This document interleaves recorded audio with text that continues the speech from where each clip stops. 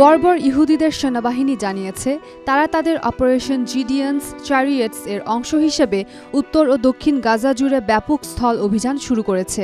এই অভিযানের মধ্যে দিয়ে গাজায় বোমা হামলা ও সামরিক তৎপরতা আরও তীব্র হয়েছে।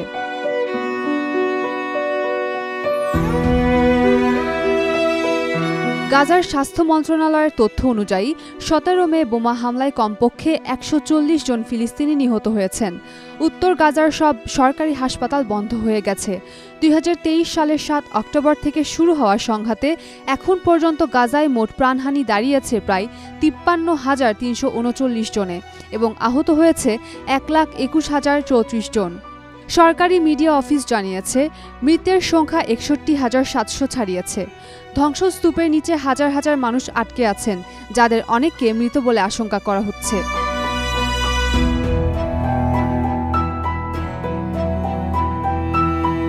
ইসরায়েলের প্রধানমন্ত্রী বেঞ্জামিন নেতানিয়াহু জানিয়েছেন তিনি যুদ্ধবিরতিতে সম্মত হতে পারেন, তবে এর জন্য হামাসকে গাজা ছাড়তে হবে এবং উপত্যকাকে নিরস্ত্রীকরণ করতে হবে।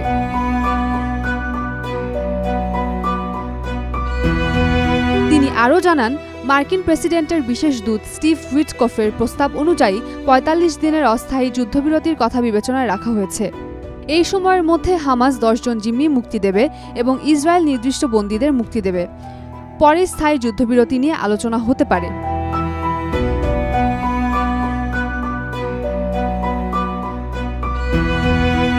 ইসরায়েলি সেনাবাহিনীর আরবি মুখপাত্র আভিচাই আদ্রাই গাজার মধ্যাঞ্চলের কিছু অংশে বাসিন্দাদের অবিলম্বে সরে যাওয়ার নির্দেশ দিয়েছেন।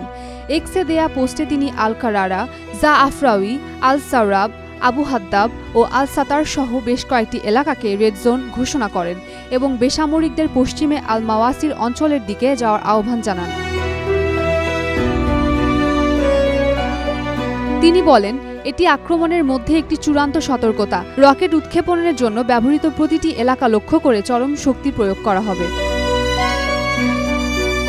২০২৩ সালের অক্টোবর মাসে ইসরায়েলে হামাসের হামলায় ১২১৮ জন নিহত হয়, যাদের বেশিরভাগই ছিলেন বেসামরিক নাগরিক।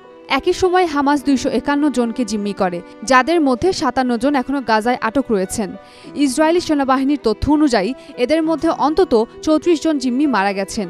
এই ঘটনার পর থেকেই গাজায় ইসরায়েলি সামরিক অভিযান চলছে। Umme Rumman Kranti, Daily Sun. For more updates, follow us on Facebook. Subscribe our YouTube channel. Get the latest update on www.daily-sun.com.